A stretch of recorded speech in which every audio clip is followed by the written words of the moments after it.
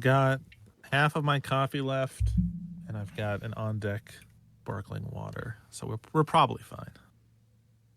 Yeah, I think I'm fine. It's past my You bed. probably need a second Diet Coke. I right? think I do. I'll be right back. Yeah. Hey everybody, Alex here, and welcome to another episode of Video Games Gaiden. Today, I am joined by the only person I know with better time management than myself, Blinkoom. Blink, how you doing, man? I'm doing wonderful. Thank you for having me on. Thank you for carving out time that I think is maybe cutting into your bedtime a little bit to record this. So appreciate it. Well, don't worry about my bedtime. I just want to know how you found 26 hours in a day for everything you do. You just increasingly cut out sleep little by little by little, and at some point it'll probably catch up to me. I'm just not quite there yet. I hear that. So, obviously, I know all the stuff you're involved in, but just in case some folks don't know, what do you do on social media and everything else? Okay. I'll try to keep it short. I'm going to start drinking. It's kind of like a choose your own adventure of what type of video game content do you want to engage with. So, for starters, obviously we're on YouTube. There's the YouTube channel. I would say fans of your channel will be very familiar with a lot of the style of mine, just kind of chill collection focused stuff. And then also in the last couple years, I've increasingly fallen down the rabbit hole of trophy hunting. So there's a lot of like PlayStation trophy hunting videos on the channel too. And all these are at Blinkoom. Then there's the Twitch channel. That is mostly focused on retro games where I play through the big old backlog of games that I've accumulated over time. You know, stuff from pretty much any console, handheld, any system you can imagine. Stream that on Twitch. And then there's two podcasts. One is called one's called Polykill. It is a show focused on video game backlogs and playing through your video game backlog. And we solicit kind of like games that other people in the community have beaten off of their backlogs. And it's sort of, it's both me and my co-host talking about what we're playing and beating, but also what everybody else who listens to the show is doing. So kind of motivating. And the final one is going to be Indie Quest, which is a podcast all about indie games and indie recommendations. And either of those two podcasts you can find at polymedianetwork.com. So yeah, that's it. That's not that much. Yeah, and then here I come. Hey, you want to do a podcast to play a game with me? I'm thinking, pulling back the curtain. I felt so bad. I was like, what? I really want to have Blink on, but I feel like he's gonna be like, more shit to do. No, I was honored. I was honored, especially after I saw you had Rusty on. I was like, man, the pedigree is strong on the guests for this show. Oh no, it was all downhill after him. Yeah, but yeah, no, it's I really enjoy doing this. I mean, I feel like, I mean, to your point, like, you know, your channel, your YouTube channel specifically is very collection focused, and I appreciate the proper old schoolness of it as well.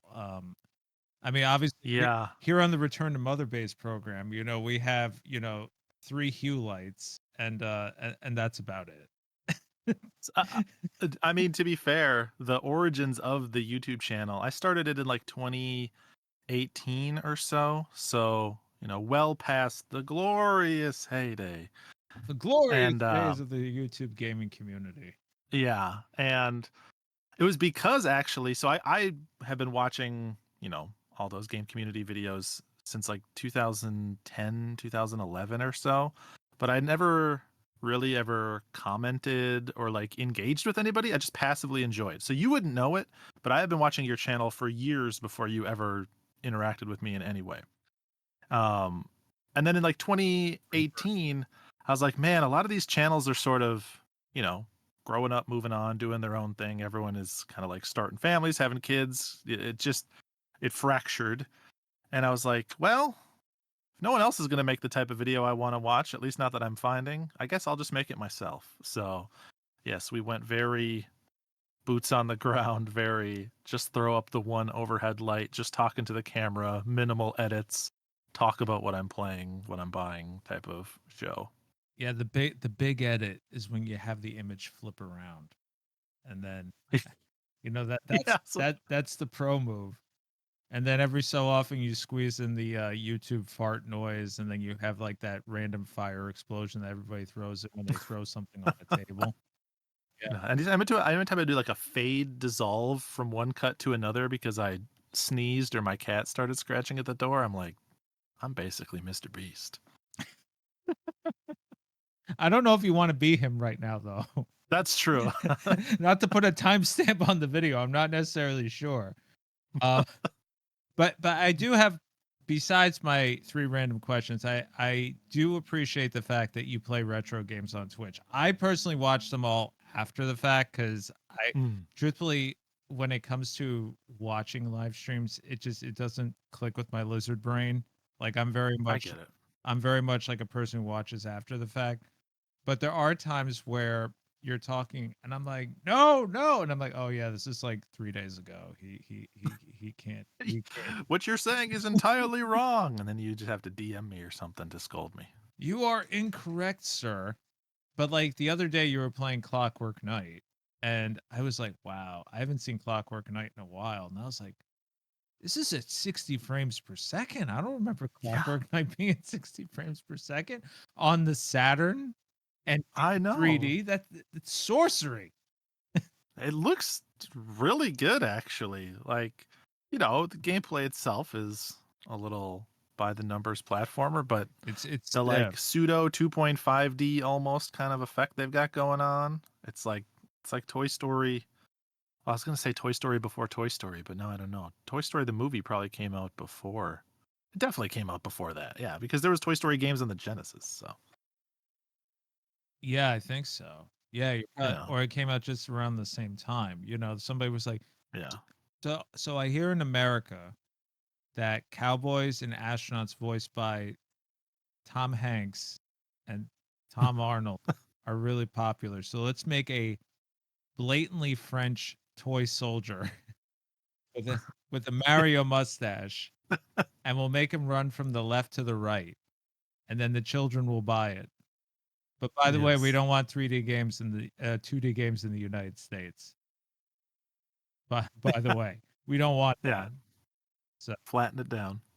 flatten it down. I love the Saturn so much. I don't like I once upon a time was thinking about even just trying to record footage or stream or something. The fact that you can get the Saturn to run on Twitch, like I know how to do it, but I'm just like, I can't be bothered with this. There's enough cables in this house already. I'm not dealing with it.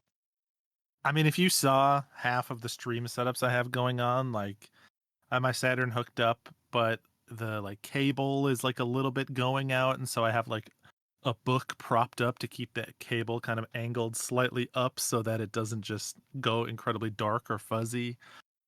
It's jank. That's filmmaker magic.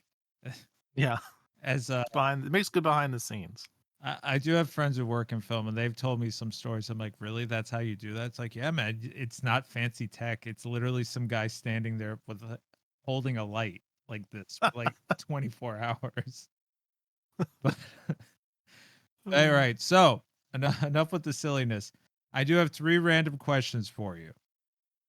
Hit Are me. are you ready? I am. I'm concerned because I've watched the previous episodes, so I know the general vibe of the questions, but I think I'm prepared to handle them. All right, so first question for you. You're in a 1970s, 1980s sitcom. Your boss has invited himself over for dinner on the guise that you will get a promotion if this dinner goes well. A, what do you serve him? B, what do you talk about at the dinner table? And C, how do you entertain him so that you can secure this promotion? Okay, well, I have to serve something traditional. I'm gonna say that. So, got to go with like a Minnesota staple here. We'll go with a hot dish, a nice casserole. So some sort of meat cheese layered concoction that's not technically lasagna. We'll choose that, but it's a sitcom, right? So probably it's gonna be that I make the casserole, cut it up, I serve it, and then I go back in the kitchen to get the wine, and suddenly I realize, like, oh no, the cat food spilled into the casserole. And so now I'm staring out the window into the dining room and anxiously watching my boss hoover cat food. And so I'm stressed, and at first he seems okay, he seems all right. So we move into the living room. It's the 70s, so I don't have any idea how people entertain themselves. Probably charades is about the only thing we can actually do. So we're playing charades, and I'm watching him increasingly start to keel over and hold his stomach and eventually run for the bathroom. And I just hope that by the end of the episode he doesn't find out what I did and I still get the promotion. I'd watch it. Yeah. I would totally watch it. That's an awesome answer. All right, second question for you. Yeah. What is something that is banned in your game room? Banned in the game room. Ooh. Okay, you would think that I would ban like open beverages or something. No, not at all. I flirt with the devil every day.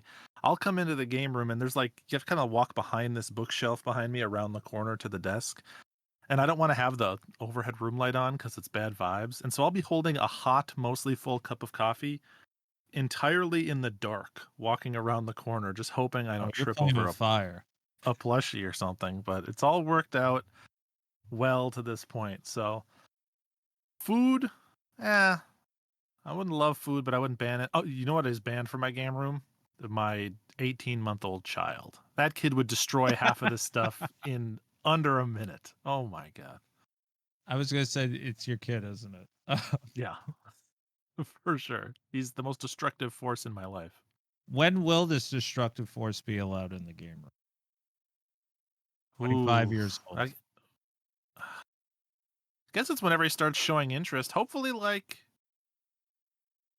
6 or so. That's when like my nephews and stuff started first getting introduced to games. Although I will say, my experience with like the younger kids in my family, the game room is more of a detriment than a benefit because they get like some weird combination of like decision paralysis meets like ravenous animalistic hunger, where they just like they just want to be pulling stuff off, putting it in the system, playing it for 2 minutes, encountering the tiniest bit of friction, getting bored, moving to the next thing, pulling that off. And it's like an evening goes by and they'll have played 13 different games, but none of them are going to stick in their head. Like they're not going to have any good memories of those. It was just like they feasted themselves on a old country buffet. So hopefully when I get around to it, I can give him his own little library of games and he can build that up over time. And then once he's like, once I can trust him with it, then he can come and pull stuff off the shelves. Got it. Last question, and you touched on this earlier. You've recently, not super recently, but you have been pursuing platinum trophies. I have, yeah. You have also been going back and cleaning up trophies for the sake of getting platinums, for the purpose of getting platinum. And as some people may not know, but many may recall, there was a unofficial gentleman's competition that you were having with a certain Louie here on YouTube. This is true. At one point, he mysteriously dropped out of the competition, citing life was too stressful. You think he's full of shit? I think that he just knows when he's been bested by a superior gamer, He sent me a video, and this poor guy, he's like physically ill. He's like this minute-long video. He's actually was sending it to his brother, and he's like his body is ravaged from the competition, and he's just like, I can't do this anymore. It's too much. And he throws back to his wife, who's like probably embarrassed by how bad he's doing, is like sitting across the room on the stairs, and like she shouts over like, oh, I love you, babe, don't worry. And it's just like, oh, at some point you've defeated a man so thoroughly that there's no satisfaction in it anymore. So like Apollo Creed versus Rocky in the first movie. Exactly. Yeah, I think you can barely see it, but like right here next to this thing is 3D printed a trophy for me, Oh, he did. demonstrating me as the ultimate trophy champion. So he's a good competitor. And how many platinums are you on now? 186, I think, somewhere in there. I only ask because one of my friends, her husband, is also a platinum chasing guy, but that's Mm. because he grew up similar to many of us, where it's your birthday, you got one game, and you played that game until Yeah. your next birthday. So I think he has 238 or something like that. Oh dang, he's doing good. But he has like he told me I was like, oh, did you play the Mayo? Yeah, I played the Mayo game. I was like, well, You know, I've avoided putting that one on my account. I actually did play the game, but I played it on Steam. So I was trying to avoid getting that stigma. he did all the destroy all humans ones too, and he's like, those are the most mind-numbing trophies he's ever had to get. Oh, He said those yeah, never played it. he got it in Sekiro, all the From Software stuff. But mind you, Ooh, that's good. but mind you, I know him personally. I'm like, you don't even have you don't even have patience for your job. How do you have patience for this? He's like, oh, it's a video game. I can walk away. At work, I can't walk away because then I don't have income. Oh, I guess, but it's like the other side of that coin is you got to beat Sekiro like 4 times to get the platinum. So He did it. He did. good on And you. what was the other one he played? That he got the platinum in Diablo 2, 3, and 4. And all the co-op Dang. trophies. And then he wanted to get a few for Zombie Army, and he saw I had it. So he asked his wife to text me because he didn't have my cell phone. And she's like, hey, Bobby wants to play Bobby wants to help you want to play Zombie Army. I'm like, ugh, I hate those games. It's like he just needs one trophy. I'm like, fine. So I had to install it, did one mission. I was like, are we done? Can I go to something else now? You're not much of a trophy person, right? I mean, I know you usually seem to play on Switch more often than not, but Yeah, that's just because of the nature of what I do. I basically sit here all day. So yeah, it's easy for me to grab. And if it's not the Switch, it's usually the Analog Pocket. yeah. Because of all the FPGA wizardry on it. But to that point too, doing something like this has also been great because it's actually getting me to bounce around my backlog a bit as opposed to just go, what are we going to play on the Switch today from this obnoxious stack of red? So per that, the topic of today is rhythm games, and the reason why I originally asked you if you would do a rhythm game is I figured the time commitment wouldn't be so bad.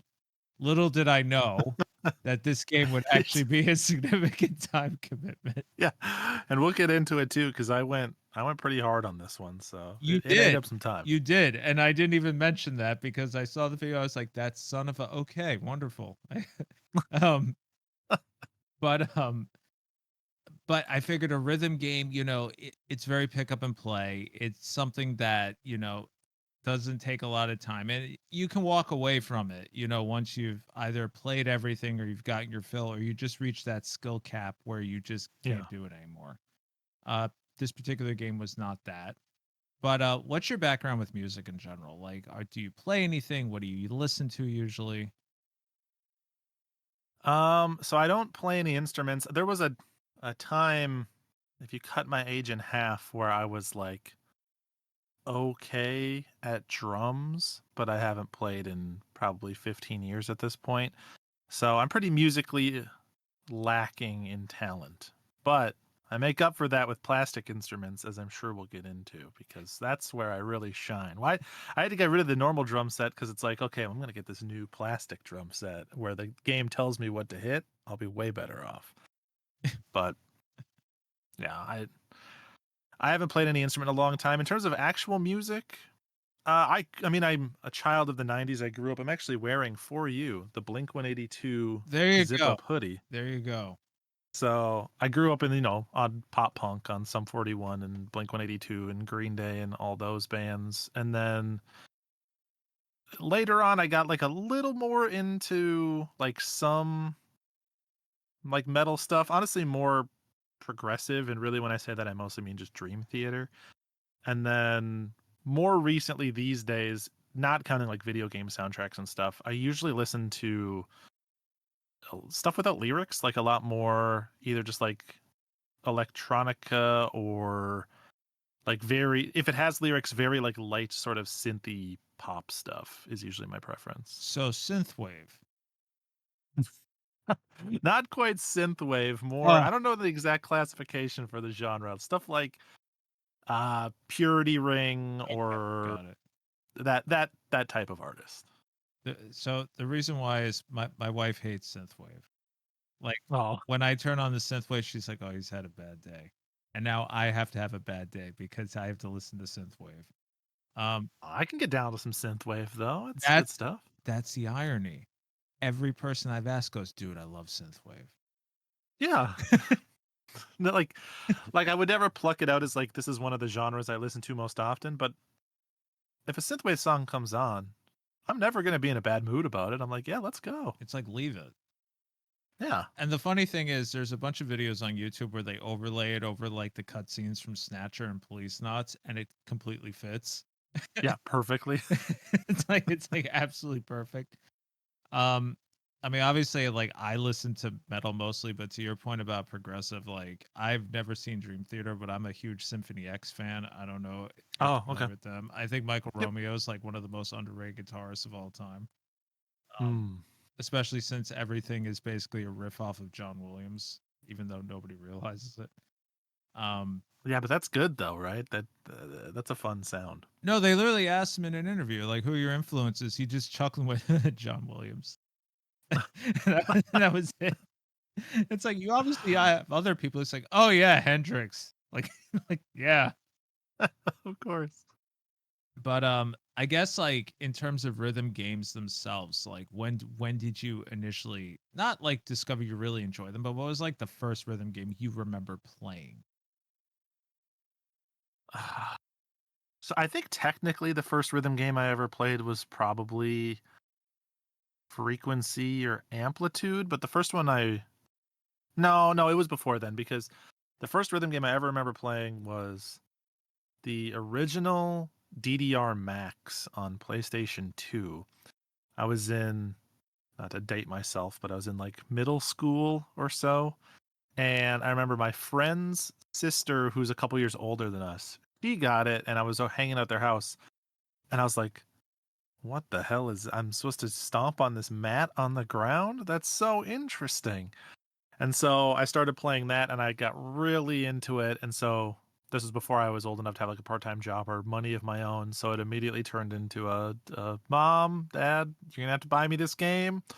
I'm loving it too much. And yeah, then I was really into DDR for several years. And then, I mean, I don't even know if you knew this when you asked me to do a rhythm game episode, but my love for DDR eventually transitioned into my love for In the Groove, which for folks that don't know, In the Groove is like it's very similar to Dance Dance Revolution. It's a 4-arrow up down left right dance rhythm game on a floor mat. It's t- my explanation is usually like it's DDR if DDR was more hardcore and better. Mhm. But I got really into that game and I used to play that game in arcades all the time back in like the early 2010s, and then eventually we bought one of those arcade machines that's sitting out in my living room right now. So I play Really? that game. Yeah, I play that game like all the time, like weekly. That's your daily cardio? Yep, it is. It's a good workout too. Yeah, you see, like my first rhythm game, and this is where I date myself because I mean, I was born in the 80s, but when Mhm. I grew up, and again, I love guitars, I love metal and rock and everything, but I grew up Yeah, predominantly when hip hop was like yeah. just after grunge. It was like grunge and hip hop. So Parappa the Rappa was Oh, was the first rhythm game I played, and very different than having arrows. You know, you're listening to lyrics. You know, the classic. You know, punch, kick, It's all in the mind. All in the mind. And I realized I had no rhythm whatsoever. Like like F's. I never finished the game as a kid. They made a sequel, Oh, didn't even play. It made me so angry, but I liked the music. But I was like, I just want to listen to it. So yeah. one of my buddies, who truthfully, he went on to become a DJ, like professionally, he's a DJ. Oh, wow. And he actually mixes in perhaps from Oh, time to time because we always used to play it together as kids. And he was really good at it. Like I would just watch him play. And then when Jammer Lammy came out, where it started to get a little bit more poppy, a little bit more rocky, that's when I started to really get into it. But I yeah. never beat Parappa the Rappa until they did the remaster on PS4. And Oh, that's impressive that you beat that one because that one's got like weird timing going on. the progressive, because the progressive is what did it. But with me, what really kind of got me more into rhythm games is when I actually started playing guitar, because Oh, okay. I was lucky enough to have a guitar teacher who I always tell people he super strict German guy. Like day one was metronome, day two was metronome, month eight was still metronome. So when it comes to holding a beat, he eventually taught me like even if you can't hold the beat, as long as you hit at the same spot, you'll always be on rhythm. So like I'll Mm. play a rhythm game and I'll be off rhythm to the song, but I'm still in time, because I'm hitting like instead of one and two and three and four, I'm doing the and three and one, Oh, like yeah. that sort of thing. So it looks like I know what I'm doing, but my score doesn't reflect it. Were you ever then did you ever have like a period in your younger days where you were like too cool for rhythm games, where you were like the like just go play a real instrument type crowd, or were you always cool with balancing both sides? Oh, we'll get to when we get to plastic instruments. We'll get All to right. that. But I eventually I mean I love Parappa the Rapper just for like what it did, right? But like I Mm-hmm. could just never play. It really wasn't until said plastic instruments came along with Guitar Hero that I started to get a little bit more invested because I was actively playing guitar at the time. Yeah. And my girlfriend, who's now my wife, was also into it. So I bought it on the PS2 and daily.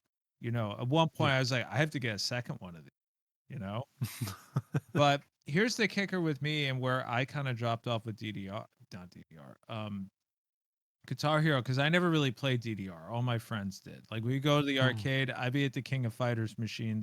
I just hear everybody stomping around, everybody coming back sweaty. Everything smells like Doritos, That was me. Yep. including the Doritos.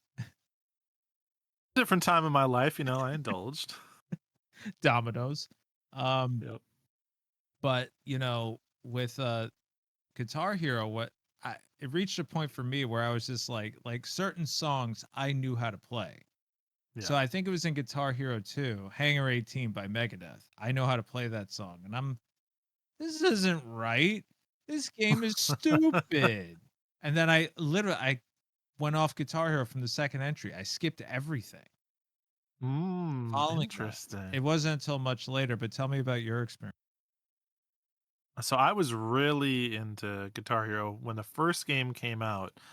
A buddy of mine invited over to his house, and I remember like sitting there trading off the control with him, playing like whatever, Smoke on the Water and all the easiest songs in that game, and still being blown away like, oh my gosh, this is so freaking cool. Not realizing they were all covers.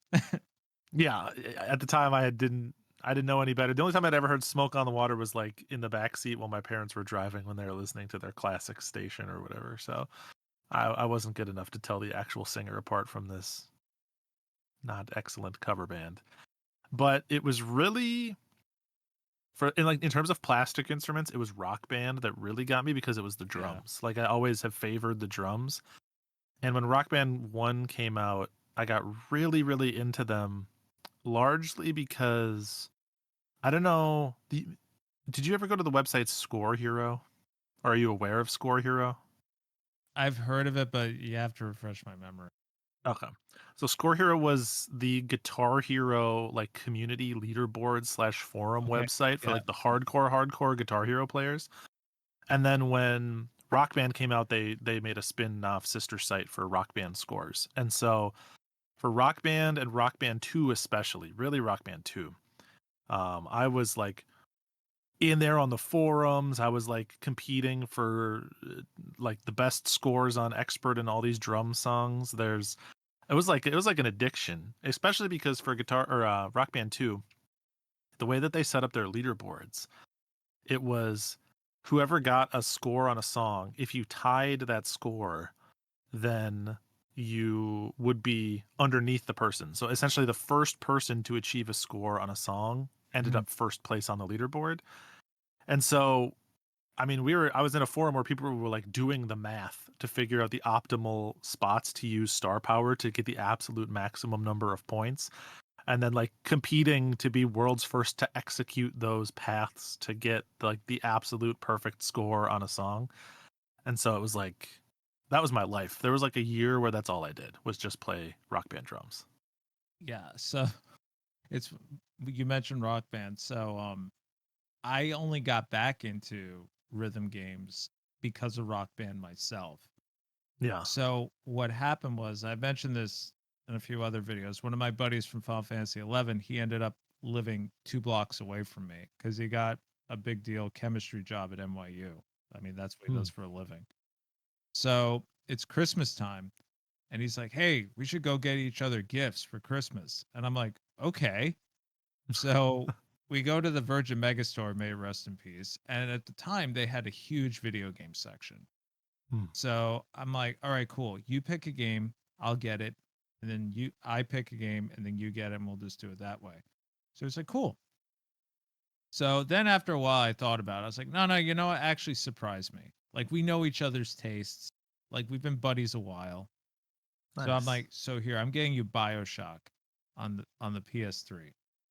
And he's like, "Oh man, I've wanted to play this. Thank you so much." He's like, "I got you Castlevania Judgment on the Wii." And I'm like, "Oh my." Ooh.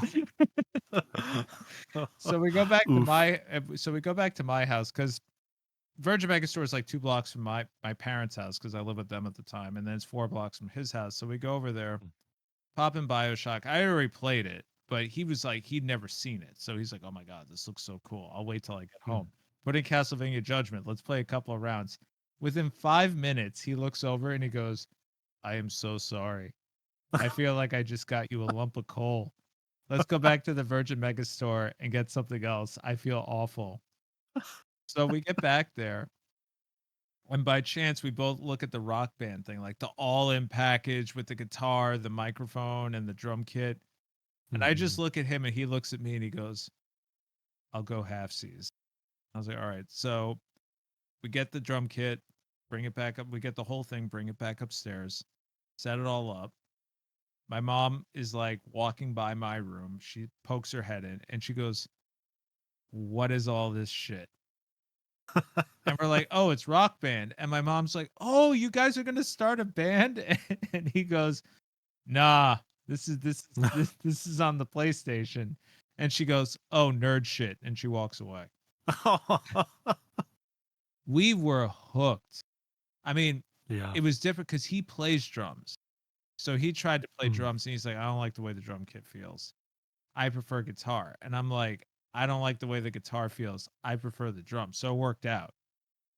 Perfect. So he would come over like every night and we would play this until like 10, 11 o'clock at night. And I'm just beating on the drums like a madman. And eventually he had to pull me aside. He goes, "No, idiot. You're supposed to use your wrist. You're not supposed to be like a caveman." Yeah, you don't bend at the elbow. He literally taught me how to play drums. Like, and then but the guitar stuff, like he was just like he reached a point where he was headbanging and playing. Like we got really, really invested. And then I can't remember if it was the first game or the second game, but Painkiller by Judas Priest, which is one of my favorite songs. We beat that on hard. And we were so exhausted by the end of it that we never touched the game ever again. Like it was the most You emptied the tank. completely. But I used to play Injustice for All by Metallica on that thing all the Mhm. time. That was just where I first invested in DLC too. And Yeah. and copyright law was a lot simpler back then than it is today. Because it was just like, hey, you want to download it? All right, 99 cents. Now it's, if you don't download it by the 31st of December, it's gone forever. Yeah. I Yeah, they used to drop songs weekly, and so I remember it always being like a big thing to check at the beginning of the week, like, ooh, who are usually those 3 songs? Who are the 3 songs going to be this time around that we can go in and play? And I don't know what you ever ended up with, but my library at this point, because you could carry songs from like one game to the next to the next to the next, and you could actually like export the on disc songs to the next game. And so at this point in Rock Band 4, my library must be like about 1,000 songs that I've built up over time. And me and my wife still play it because she loves to do the vocals and I still love to do the drums. And so we'll play it. It kind of comes and goes in spurts, but we'll play, maybe once a month or so, give or take. And yeah, it's nice having just like a massive backlog of DLC to choose from, so you don't have to play the same thing twice ever. Yeah, I think, and I know they kept trying to bring it back, and Yeah. and then they tried to make it a live service. I don't think that's not what people want. Like, No, it's not what they're here for. and what was the other game? Gal Metal on the Switch. Oh, I never played that. The motion capture is not good. Like, I figured, HD Rumble, how bad could it be? Oh no, it's still pretty bad. You're better off using Wiimote. Um, Mm. the detection is really bad. You're better off just tapping on the screen. But the la- the last time I remember playing Rock Band with him, because it got to the point where we were playing so late and so loud because we were blasting it, like, Mm-hmm. because he was really into Foo Fighters. He was a folk punk kid, so we were playing nothing but loud, raucous, obnoxious stuff constantly.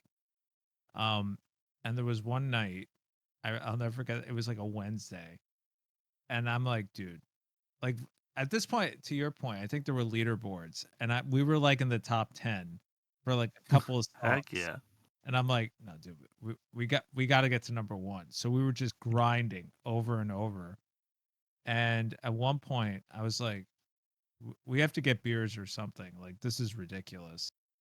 So we went down to the supermarket, and another one of my friends was actually working at this supermarket. So he sees the two of us come over with like 2 6-packs, and it's like a Wednesday, and he's just looking at us with like the most deadpan, like, clerk's face, like, what are you guys playing? We're like, Rock Band. And he goes, nerd. Aw. No, he goes, who's singing? We're like, no one. He's like, I get off in half an hour. Don't don't go to bed. And then he came up. And now the three Yes. of us it's a Wednesday. The three of us are drinking. It's like 10:30, 11 o'clock at night. My mom comes in her robe and she goes, all right, enough. Enough. You go home. How's your mother? I haven't seen you in so long. How is she? And then I was like, it's okay, mom. We're all off from work tomorrow. And the two of them look at me like, we are? And I'm like, yeah, because we're all sick. And my mom goes, yeah, in the head. And she slams the door. Um, it was very similar here, except my mom never called me sick. But when Rock Band 2 was out and kind of the big thing, I was working third shift. I was doing like overnight stock at a grocery store. And so I didn't go to bed The until, good shift. yeah, I love a good third shift. I would go to bed till 8 in the morning. And so on days where I didn't work, 10 p.m. to 5 a.m. was my game time. And I was still living at home. And my mom, bless her heart, she's works at the school. She has to be up. She's a lunch lady actually, so she has to be up at like 4:30, 5 in the morning to get there before the early arrivers get there to make their breakfast. And I'd be downstairs, and my bedroom was directly underneath her bedroom in the house. Oh, no. And so I'd be just clack, clack, clack, clack, clack, clack, clack. And she would constantly be like, she'd get up at like 1 in the morning and just boom, boom, boom. You'd hear her stomp on the floor like, you need to stop that right now. And so I ended up rubber banding like tube socks to my drum pads to muffle the sound of me playing so I could keep playing at 3 in the morning without upsetting her. That's awesome. I mean, mind you, I've always been in an apartment, so like Hmm. I forgot which. I think it was Rock Band 2. Which one had Rob Zombie on it? I think too. Yeah, I remember blasting Dragula at like 2. 2. But the last Rock Band memory I have, I went to a New Year's party, and Hmm. the person there was like, "Oh, we have Rock Band," and a bunch of these jockey guys are all like, "Oh yeah, let's play," and they all put it on easy, and they're like, "Who wants to play the drums?" I'm like, "I'll play drums," and I go right to hard, and honestly, they were all like, "I think we played, I think we played a Journey song." And everybody was like, "Do you actually play drums?" And I'm like, "No, a real drummer does not play like this at Yeah. all. I've been told by an actual drummer they do not play like this." Yeah. But such a fun game. Like Love that game. One of my Rockman 2 is probably got to be one of my 10 favorite games of all time. I just love it, love it, love it. I really do. I mean, you obviously played in the VR. I never really did. And but like when you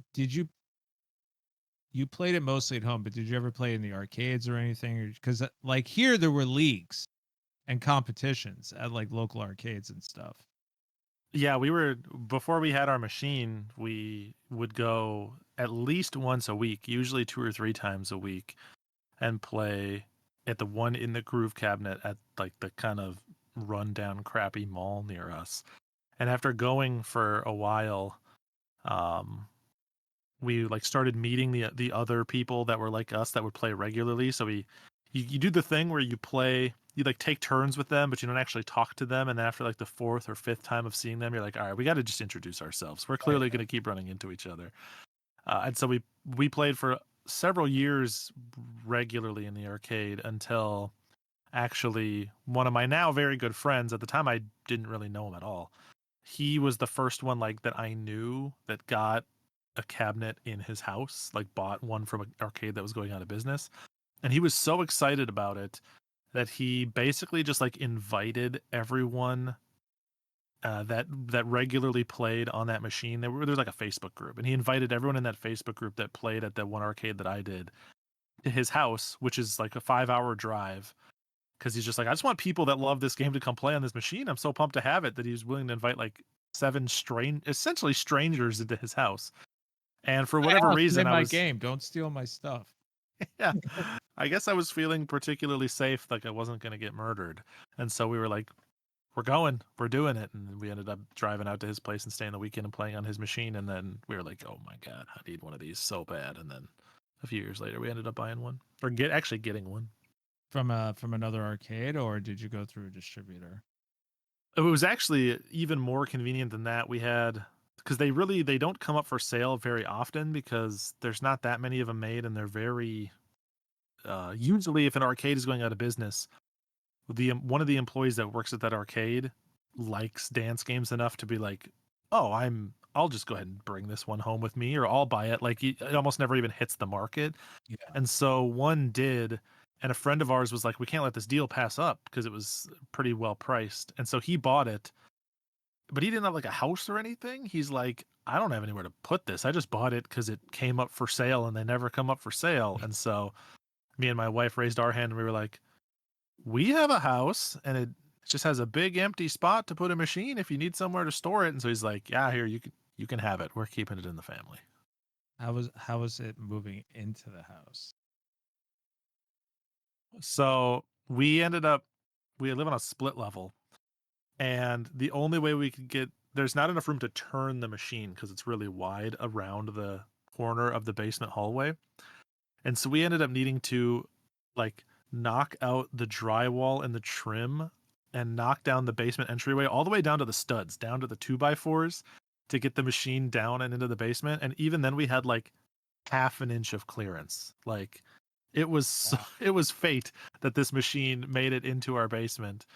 But me and 5 of my very good friends who are very good sports all lifted this hundreds and hundreds of pounds down into our basement, and there it sits. Now, if we ever move, which we're planning on in a few years, I don't know what we're gonna do. That's a problem to face when we come to it, but it's here now.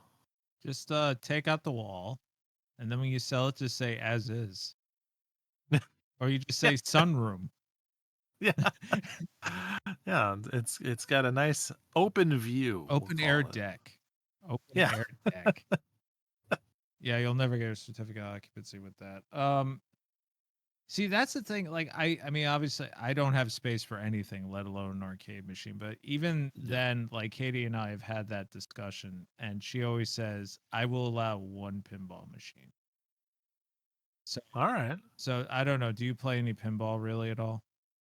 Not well. I mean, I'll play a machine if I If you see happen to one. be near one, but yeah.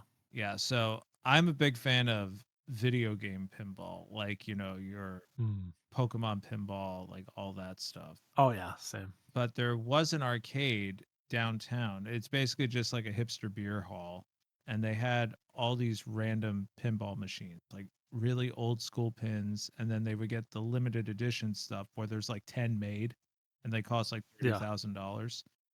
So they had the Wizard of Oz one, which is probably the most intricate thing I've ever seen. Yeah. But the last time I was there, they had Beat Mania. And this Oh, a pinball machine no, they had or the actual game? the actual Beat Mania machine. Oh, okay, nice. And my buddy was with me, and Beat Mania, and there was another drum game that Konami did years and years ago that I can't remember the name of. But that's when he found out his dad played drums. After, Ooh. like, at the time, I think we were both maybe 17, and his dad's like, "Yeah, I used to play in a Judas Priest cover band," and we were both like, "What?" Like, Dang. so yeah, Judas Priest keeps coming up with like my rhythm game history, but they had a Beat Mania machine, and he literally went to the bartender because the bartender was the owner, and he's like, "When did you get this?" And he goes, "Oh, the distributor messed up. They were supposed to bring us into Twilight Zone, but he brought the wrong machine. So he said, screw it. I'm just going to leave this here for 2 weeks, until I loop back around to pick up the other Yeah. machines." And he goes, "But I'll be honest with you, this thing's making a ton of money. I'm going to tell him I want to keep it." Did you ever That's play awesome. DJ Hero though? I never did. I have it, but I got it at a garage sale like years after the fact, and it's just still in my backlog. Yeah, Katie, I mean, it's all my backlog, I guess. But Katie has Yeah. DJ Hero on the Wii, and I remember when she moved in, she brought it, and I was like, "What is this?"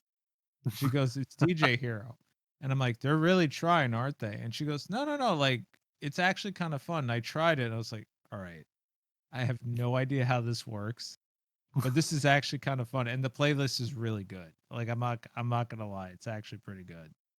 All right. Yeah, I definitely do want to check it out.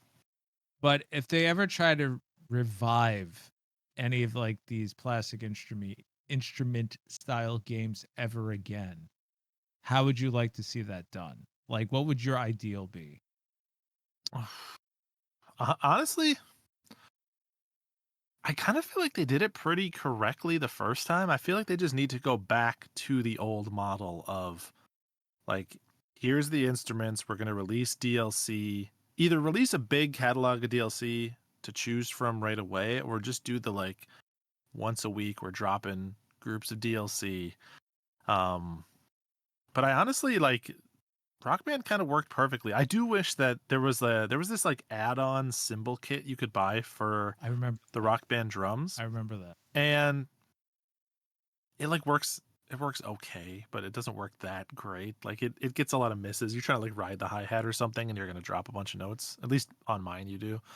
And so I'd like to see them maybe integrate the cymbals more directly into the drums and like put a little more effort into the charts that would involve and use those cymbals. But other than that, I think just making the instruments affordable for people would be almost anything you need to do, because they've somehow weirdly just become so expensive. They used to be at every garage sale I went to, I used to see Guitar Hero guitars and they couldn't give them away. And now they cost like more than they did MSRP in some cases. I think there is a GitHub or a fan back open source Guitar Hero clone on PC. I think.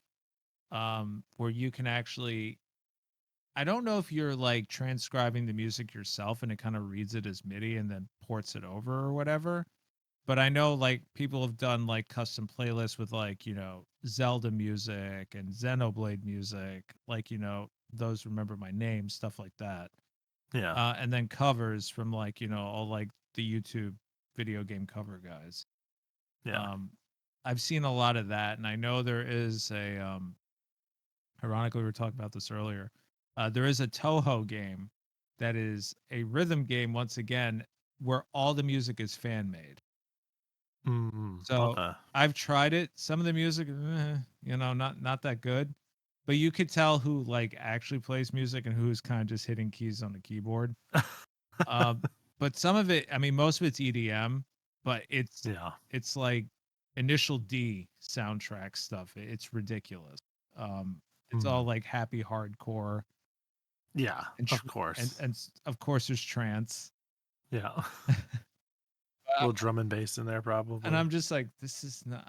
I feel like I'm at a rave. What is this? And there's anime girls flying around shooting bullets. But I think that's like the fun part is like these days people try to integrate rhythm gameplay into a lot of different genres because of that. Yeah. And it honestly, I feel like it really did start with like Parappa the Rappa, which was basically just a giant music video. Yeah, I would say so. And it also like, even though it was like the progenitor of a lot of rhythm games, it also like encouraged you to go like off script and like freestyle a little bit. Yeah. And so that also I think leads into like the genre mashups that happen later where it's a little bit less rigid than like just a strict timing based rhythm game. Yeah. I mean, like you mentioned that, and I think of Cadence of Hyrule, which Yeah. is a phenomenal game. So good. But I appreciate the fact that they're like, all right, listen, a lot of people don't want to have to hop around to the Hyrule field theme. You can turn it off if you want to and just listen to our Yeah. remix. But their previous game, Crypt of the Necrodancer, I love that game, but I will never beat it because I suck at roguelike. I've played a little bit of it. It's way too hard. It is For me. really hard.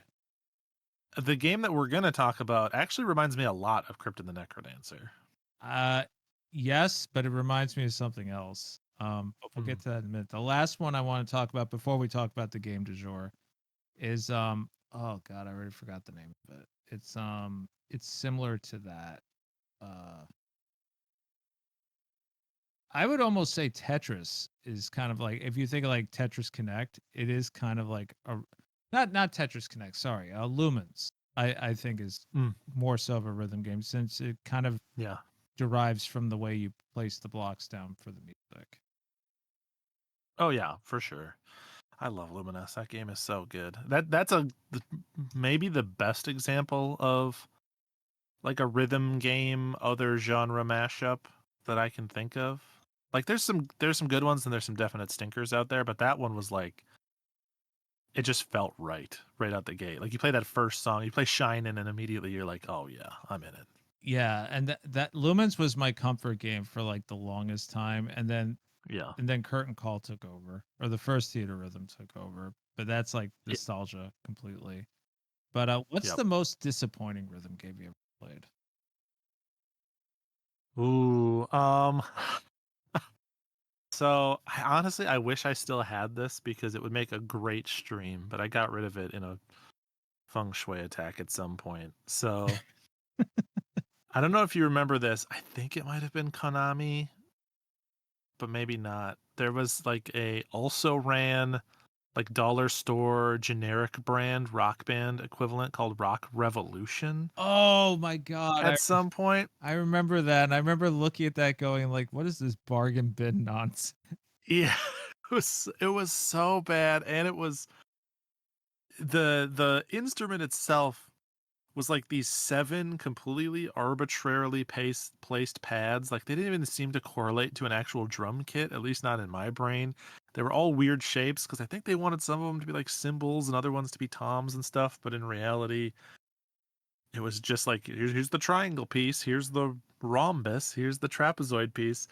and then all the actual music in the games was like twice or three times worse than the covers from the original Guitar Hero. Just like truly lowest effort possible tunes that you could listen to. And then on top of that, the charts also were both somehow simultaneously really boring and really awkward to play. Like, it's one of those things where you want to ask them, after the guy wrote this chart to this song, like, did a human try to play it? Like, were you aware of how arms work, that we're supposed to actually move around and touch these buttons? So I thought I was going to really love that one because I love Rock Band, but it was a big oof. It's like those AI commercials that people do where they purposely try to make the AI do stupid things. Like like have you seen the Show Me a Loaf cat one, and it's a cat who goes to sit down and turns into a loaf of bread when he really means, with the feet tucked in. Yep. My most disappointing rhythm game, the one I could not get into, and I know Rusty's gonna clutch his pearls, was Melody of Memories. I was like, I do not like Kingdom Really? Hearts music as much as I thought I did.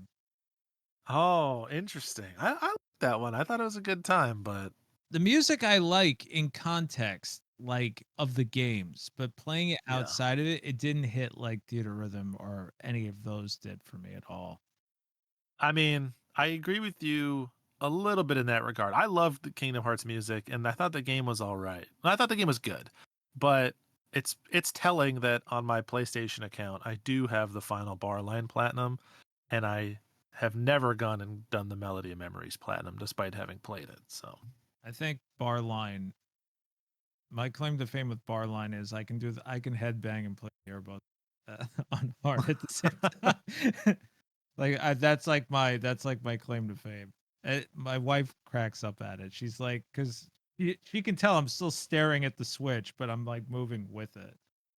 you're locked in. Yeah, I love that. but so many good remixes on that, especially with Rebirth and Remake. Those songs are just way too good. Yeah. So for today, so everybody knows who may be new to this, I basically curate a list of games based on a particular genre or topic, and I submit them to my gracious co-host here. And I say, these are in my backlog that I have not played or finished. Pick one that looks interesting to you under the contingency that you own it and is also in your backlog. Now, I was fully prepared for any other game than the one you picked because it took me 2 days to find it because I had to go in the closet. But Blink chose Mad Rat Dead, which I thought was going to be a platforming rhythm game. And it's not. It is That's yeah. it is basically Celeste with rhythm game elements on it. It is brutal. It is a hard It game. is so hard.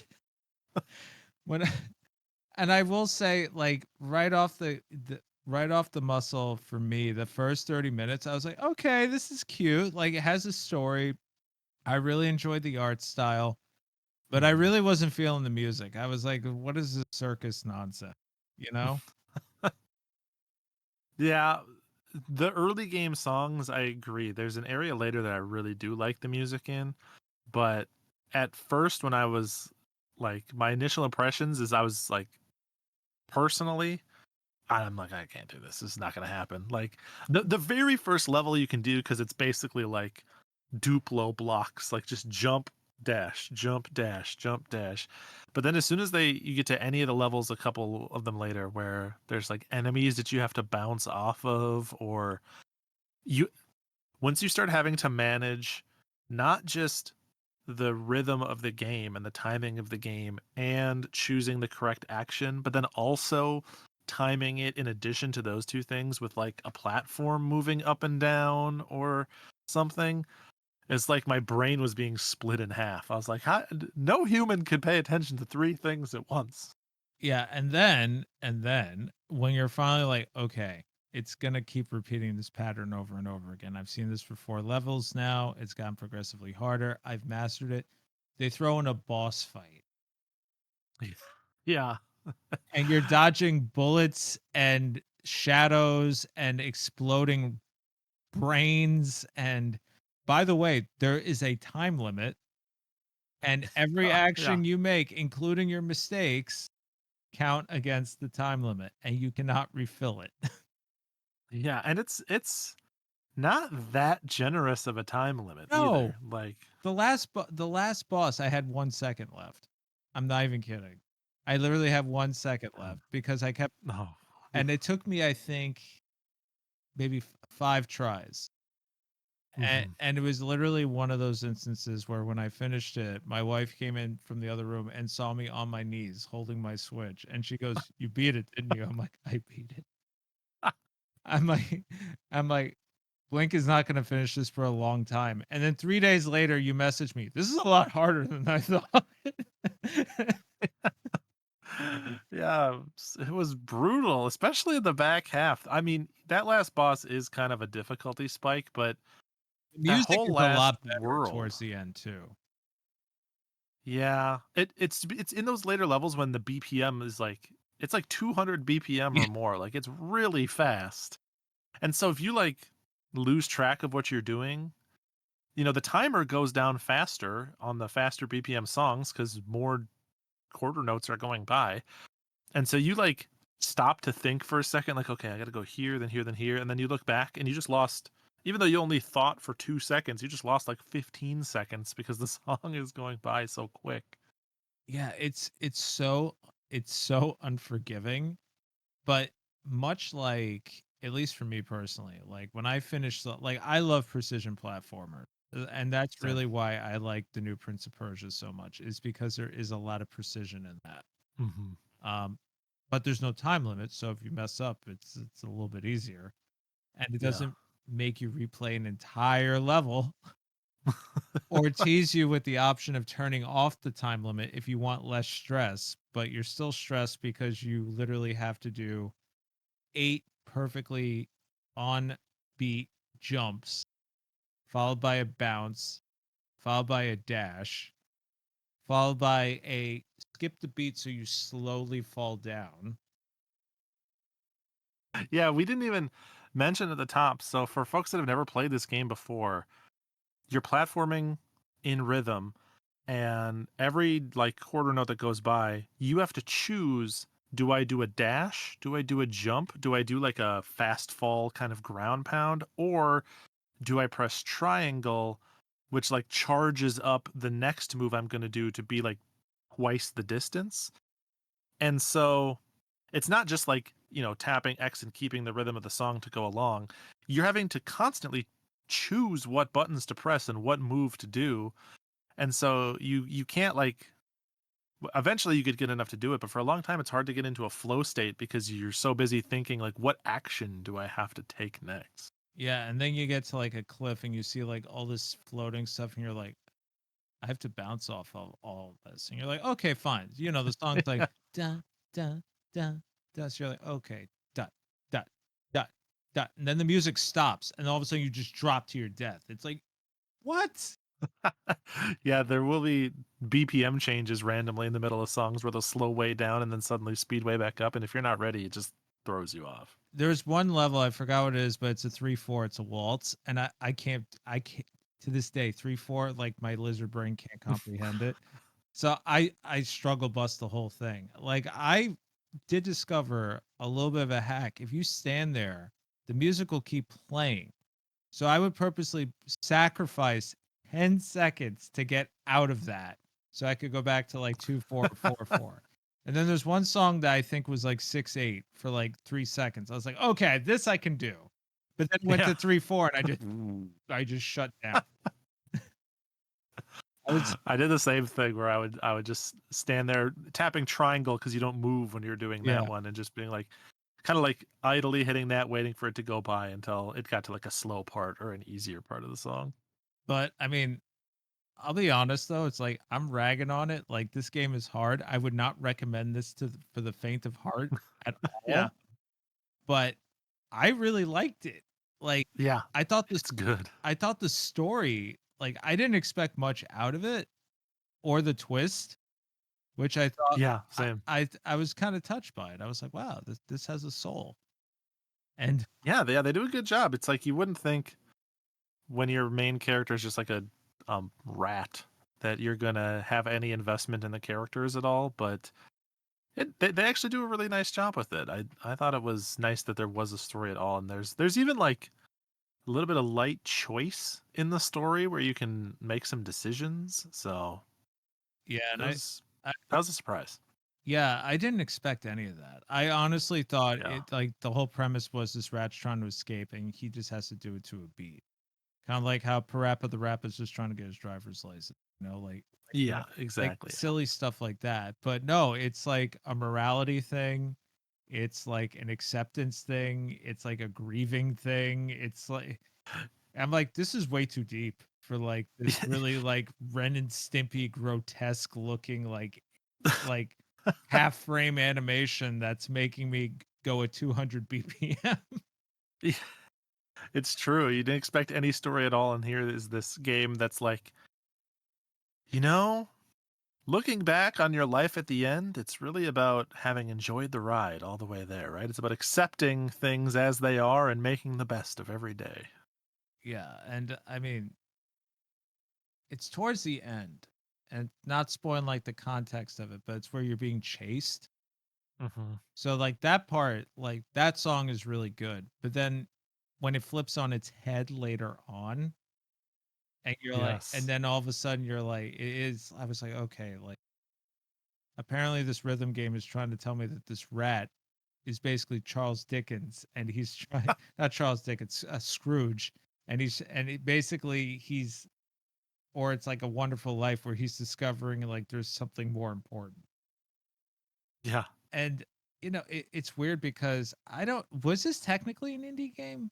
I mean, I know it's by NIS, but did they do it or did somebody else do it? I think they just, from what I can tell, it seems like they did it in house. So I don't know. It kind of has the energy of an indie game, even if, Yeah, like, by some technical definition, it's not. It feels like one. yeah, and to that point, it's like if there was a sequel, honestly, I get it, but I wouldn't play it day one. I'd be like, I have to be in the mood.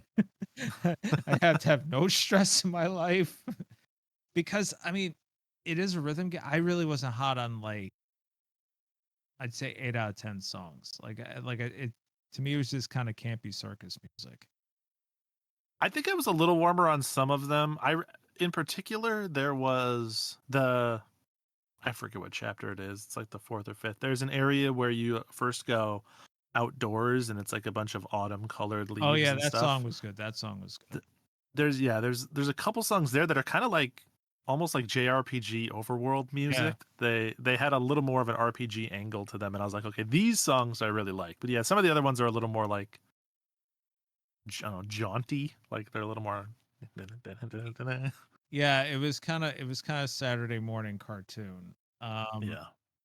Like like kind of like da, da, da, da, da, da, da, da, da, da. I'm like, oh my god, this freaking rat. But I found it was a pleasant surprise, but I think overall I wouldn't call it a rhythm game. Actually, I would call it a platform rhythm game, if that makes any sense. Like by the end of it. Yeah, it's like, again, I go back to kind of the Crypt of the Necrodancer comparison where the rhythm is important, but it's like you're keeping just enough rhythm to survive, and the platforming is the thing you're actually doing. It's like you're on a treadmill that's like going a little too fast for you, and the treadmill is the rhythm game, and then it's the like 1,000-piece puzzle in front of you that you're having to put together in real time while trying not to collapse. That is the actual platforming. Yeah, and one thing I do like about you've never played BPM or Metal Hellsing. Mm-mm. All right. Well, if you're not a metalhead, then don't play Metal Hellsing because they got the singer from Arch Enemy to do like 90% of the music, and she's really Okay. good. So the way that game works is the longer your rhythm combo is, the more instruments you get, like playing in the back. Like it'll start off with just a Oh. drum back, and then eventually you get guitars, and then when you're at max score, you get the lyrics. So it kind of gets like amps you up each time you go.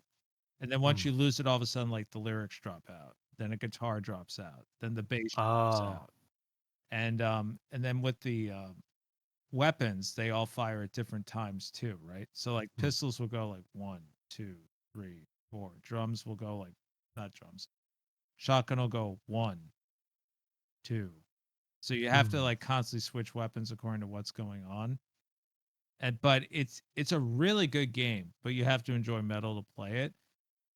I kind of saw a little bit of that in this game, but I also feel like if they gave you more instrumentation, I would have been more hot on it because I was just trying to live. You know, I was just like, I have to get to the, I have to get to the cheese. I have to get to the cheese. like there was one level I was like, I think I had 10 seconds left when I saw the cheese like at the far right, and I was like, oh god, like if I have to do this stage, I'm like, I'm just gonna throw in the towel. I'm gonna tell Blake, I'm not doing it. I'll YouTube the ending. I can't do this. I almost broke my OLED in half. You did it. You stuck through though. But yeah, so you play this on PS4 though. Yeah. Yep. So I actually have difficulty playing rhythm games on the TV, and it's not because of timing. Like I just prefer to play them with headphones. Oh, yeah. I think I'm pretty used to playing because the main rhythm game that I play is in the Groove, which is an arcade cabinet with a big tube TV in front of you. So I'm used to the like slight disconnect, like very very minor imperceptible differences between the audio and the video. But I personally don't. I mean, I'll play handheld rhythm games. I enjoy plenty of them. I was just playing Super Beat Sonic the other day actually, but That's one of my I find favorites, in handheld rhythm games I have a bad habit of like turning like the Vita or the Switch, like as I'm pushing buttons, I'm moving it around and like almost making it hard to see for myself. I'm not very good about keeping it like locked in place. Got it. Yeah, in my case, I'm always like, I mean, it doesn't matter for you. You're barely looking at the screen. You're headbanging, so yeah. But Super Beat Sonic's a really good one. That's one of my personal. it is good. I remember I think I don't think they delisted it, but they like took off some DLC, so they made like it like 50 cents on PSN like 10 years ago. Oof. And I owned it. So good. I own it physically. I was like, screw that. I'm buying it again. Like this game is so. Yeah, why not? And then they put it on the Switch, and I bought it again on the Switch. But honestly, it plays better on the Vita. Like the Switch, like the sticks on the Vita are just much better suited for it. Yeah. But what's the other one they did? DJ Max Technotune. That's another favorite. I love. So Technotune is great. Did you ever play DJ Max Respect on PS4? I honestly cannot stand that. Why not? The music is excellent. I am not gonna lie. Is. It is excellent. But like the way that the button layouts are, I mean, I know ultimately it's like a half moon on both sides. I can't do it. Like even on the easiest difficulty, I have difficulty with it. Even the game I'm playing right now, it does that, but it gives you the option to do touch screen, which Okay. I'll like lay it down flat and play it like a keyboard. Like that I'm okay with. But How'd you do then in Persona Dancing All Night? I'm sure you played the Persona rhythm games, right? oh, I finished it. Well, they're canon. I have to. Apparently they're canon. Yeah, no, those so here's my thing with Hatsune Miku style games, right? With like the arc and like the buttons flying in. I am not good at them naturally. I have to play them repeatedly, and then eventually I will go through every song maybe 2 or 3 times. And then I'll be like, okay, now it's clicking in my head, and then I'll go back and play them again. I'll do a lot better. But speaking of that, the remixes in P3 Dancing, OMG, are so good. like I had them piped through my sound system. They were so like before, they were on Apple Music or anything. And my wife would be like, please listen to that stupid Persona music again. Oh, I never played the rhythm game for 3. I only played 4. Oh no, 3 and 5 are both 3. 3 is my favorite though. But the music, it's all like hardcore EDM, like the Almighty. There's a version of that. There's a version for Yukiko's song that's done with a lot of reverb. There's like a drum and Oh, bass. okay. There's a couple of drum and bass versions in there too. It's That really good. It's real. Like I bought the special edition from Japan for those two. Like it's really good.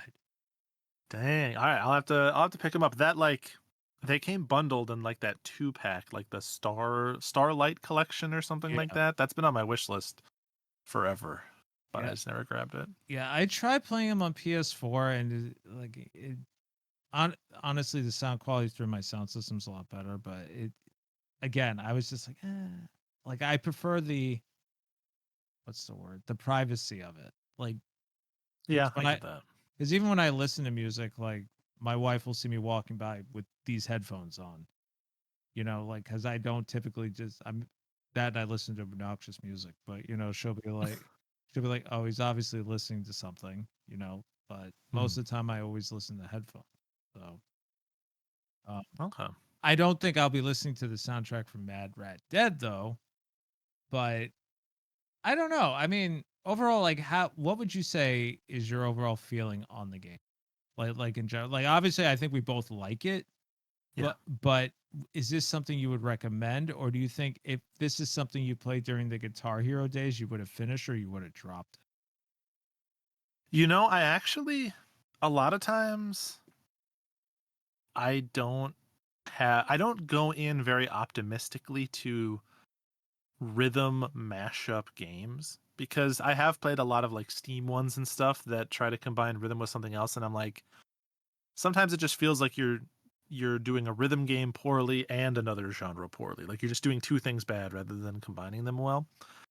But Mad Rat Dead was a huge surprise to me, and I ended up like really liking it quite a bit. I forget what I gave it. I gave it like a 4.5 out of 5 or something on Backloggery, and I don't I don't think I would recommend it to very many people, mostly because I think it would be a little too hard for some. But if I knew people were like rhythm inclined, I would definitely suggest it. And I do think that it like, sorry to call down the lawyers on you from Metal Jesus here, but I think it has a little bit of hidden gem energy to it where it's surprisingly good, and I know basically nobody that has ever played it or talked about it at all. Yeah, and it's actually funny too because when I was making the list to send you, I was like, oh yeah, I'm looking at my game eye and I'm like, oh yeah, Mad Rat Dead. I'm like, he probably has.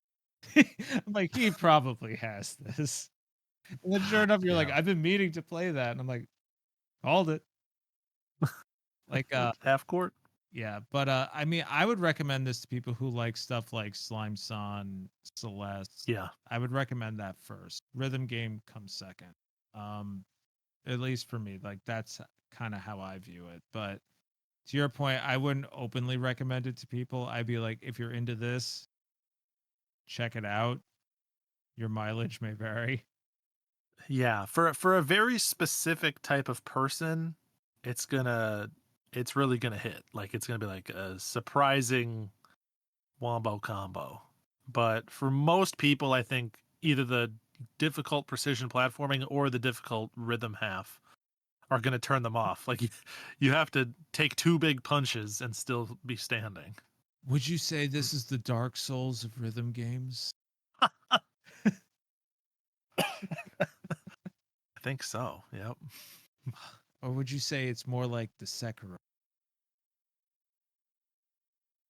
Might be more like the Sekiro. It's pretty punishing. It's pretty unforgiving too. You mess up a couple of times and it's looking rough. I hate that analogy.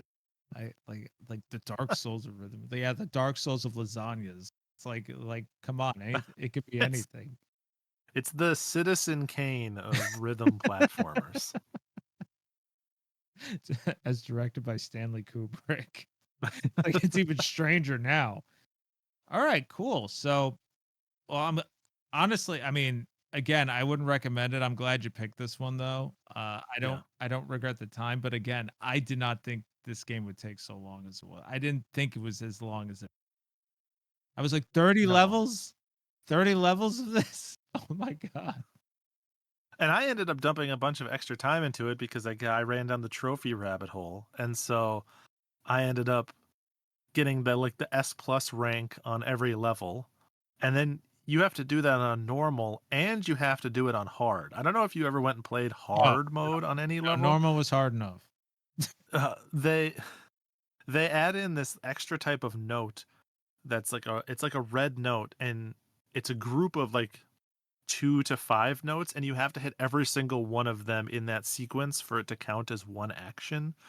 So you're doing a lot of like flams and like double taps in different Okay, sections, where before you were just kind of doing like boom, boom, boom. Now you're doing more of the like boom, boom, boom, boom, boom, boom, boom, boom, boom, boom. So it, on one hand, it feels more accurate to the music, but it's also even more punishing because if you miss any one of those notes in there, then you fall flat on your face. But you're also tapping one button. You don't have like the privilege of doing like the A button and the left directional, right? Like you can't alternate.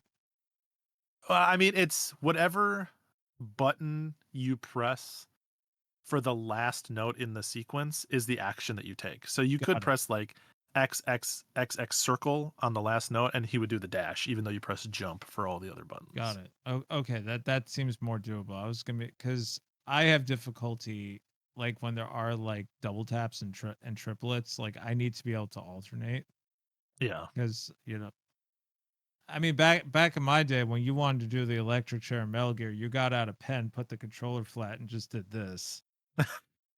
Trust me, it worked. We did a battery. We did a AA battery grinding back and forth on the controller. We did big pens and number 2 pencils. Works just as well. Yeah. All right, awesome. So I guess that brings us to the end of this discussion on rhythm games. But here's a question for you I want to ask before my final 3 questions. Okay. If you had played this game, let's say you played this before you played any other rhythm game, do you think Okay. you would have been hot on the genre, or do you think it would have gone like off somewhere else and you would have just This makes it seem like I don't like the game, but I think it maybe would have turned me away from rhythm games a little bit, because I felt like as I was playing it that I was having to lean on some of my prior rhythm game experience from other games to get me through some of the like rhythm and platforming parts. If this was like my boot camp to rhythm games, I think it would have been so hard that I just wouldn't have been able to get through it, and then I would have been like, okay, well maybe rhythm games aren't for me because I got absolutely bodied by that Mad Rat game. So yeah, it might have not been so good. What about for you?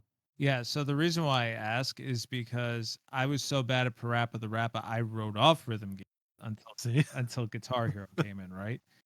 So in this instance, I've always enjoyed precision platforming.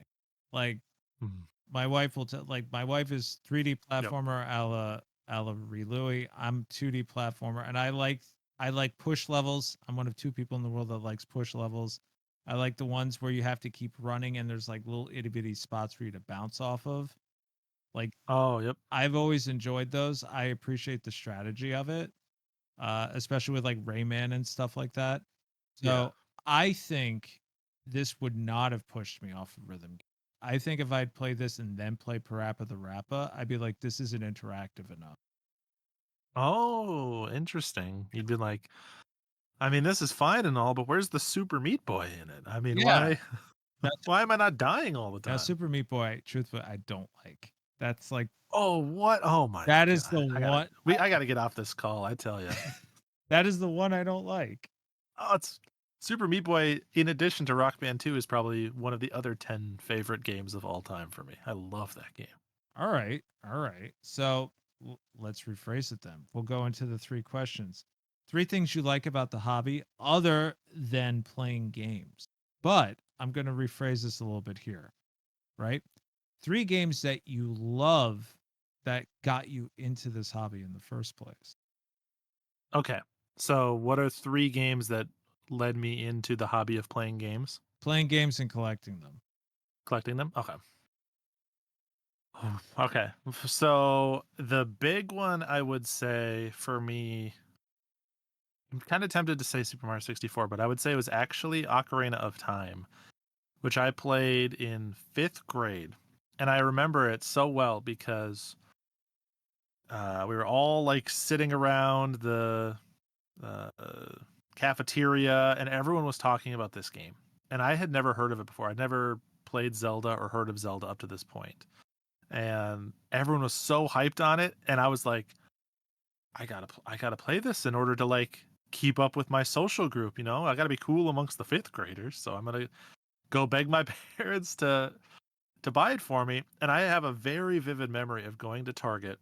They bought it for me and driving home. And normally you have this fond memory, this warm, cozy memory of being in the backseat of your parents' car and flipping through the instruction booklet on your new game and everything. And I have plenty of those memories too. But for Ocarina of Time in particular, I remember thinking in 5th grade, I was reading the back of the box and being like, this game sounds so stupid.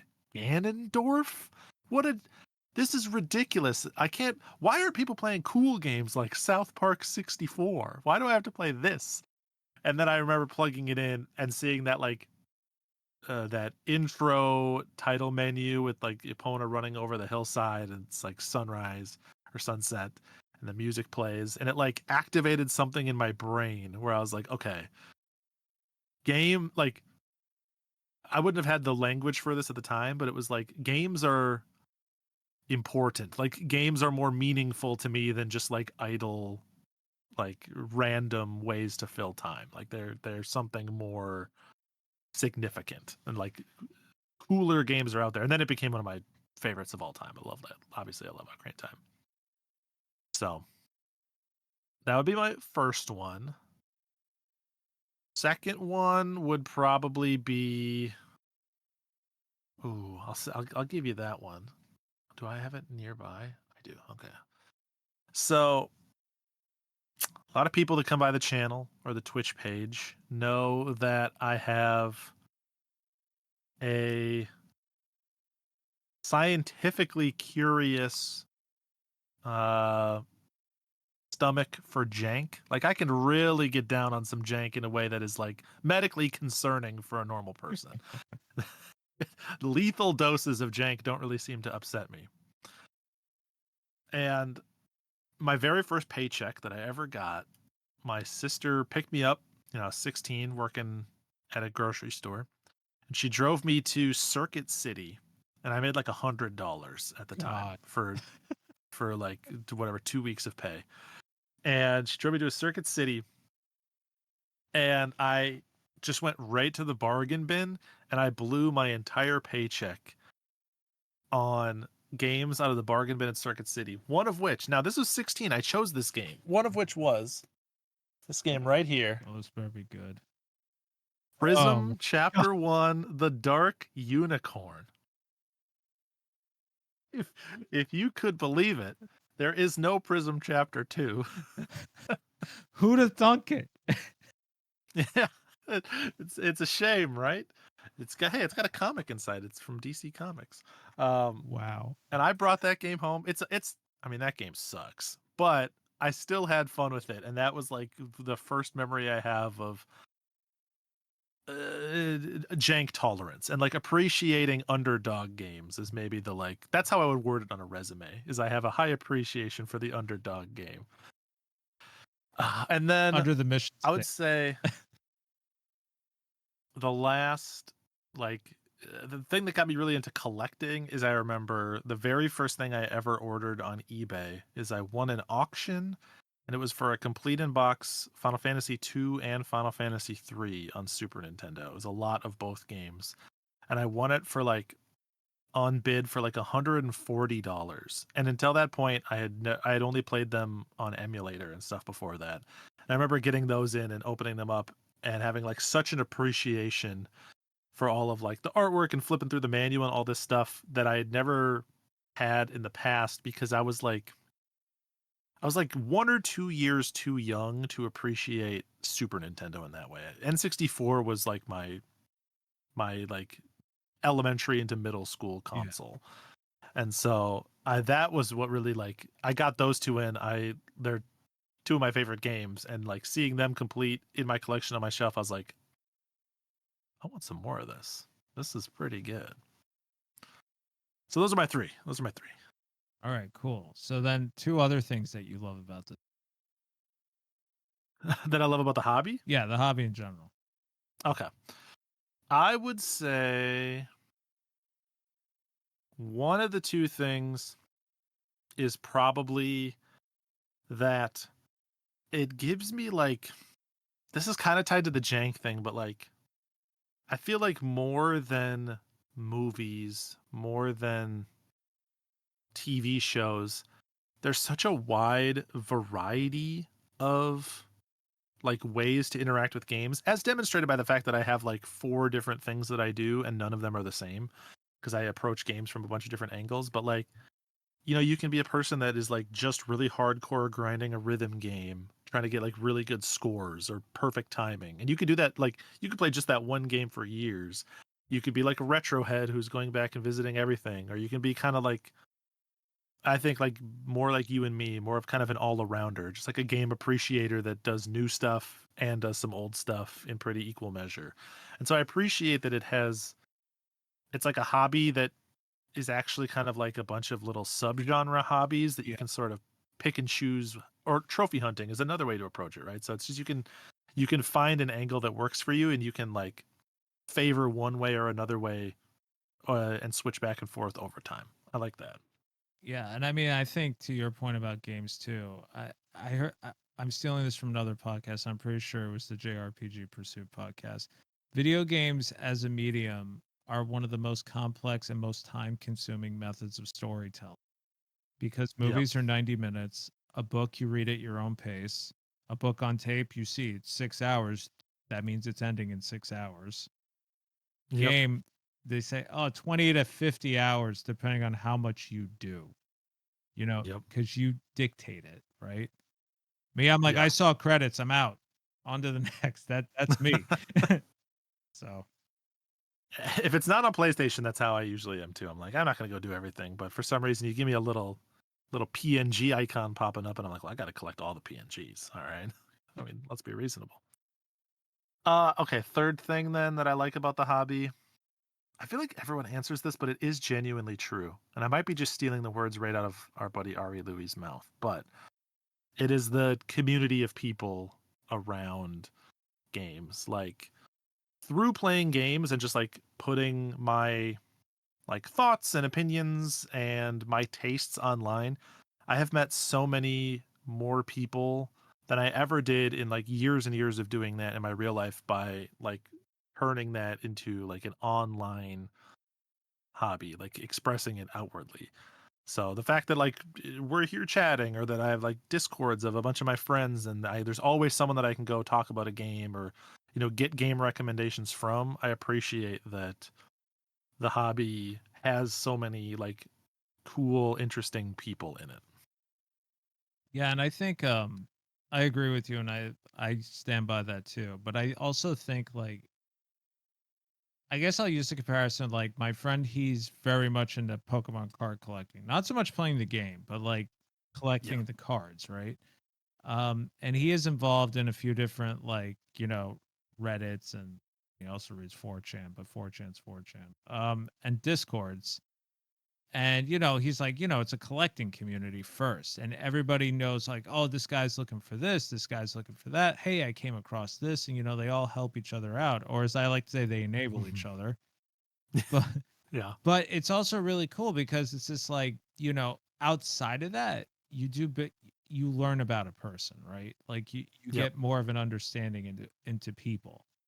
And in your daily life or at work or whatever, your coworkers, you hear what they say, or you see what they wear, or they're like, oh, this is my spouse. And you're like, oh, I had no idea you were married. Who would marry you? I mean, so nice to meet you. That sort of thing, right? But when it comes to games too, you get a little bit more of a person's personality behind. Yeah. And I mean, you could say that about any hobby, but you can see that in the games a particular person plays, right? Yeah, in the games that they choose to play, and even multiple people playing the same game in how they choose to play them, right? Like Yeah. multiple people might play the same RPG, but one person is like finding the optimal way to grind to get their characters to max level. The other person's trying to like get through the game with the fewest possible fights, and they don't care if that increases the difficulty. Someone else is just racing to credits so they can move on to the next game. You know, it tells you a little bit something about their personality. Yeah. All right. Awesome. Well, Blink, this has been awesome. I'm so happy you Yeah. were able to carve out some time or create a time warp where you were able to come on here today. but, but before we go, once again, tell everybody where they can find you, your choice of order, and we'll just take it from there. Yeah, so YouTube and Twitch, both of those are Blinkoom. And again, the YouTube channel is very collection gameplay and a little bit of trophy focused, and the Twitch channel is just playing through my huge backlog across everything. And then either of the podcasts, either Polykill, which is the backlog focus show, or Indie Quest, which is the indie game focus show, you can find both of those. I mean, you can search the names wherever you want, wherever you listen to podcasts, or you can go to polymedianetwork.com, which is the network that those shows and a bunch of other shows are on as well. So come hang out anywhere. Awesome. Well, thanks again, everybody. Thank you for watching. Blink once more. Thanks for coming on, and I'll see you all in the next one. Take care. Peace.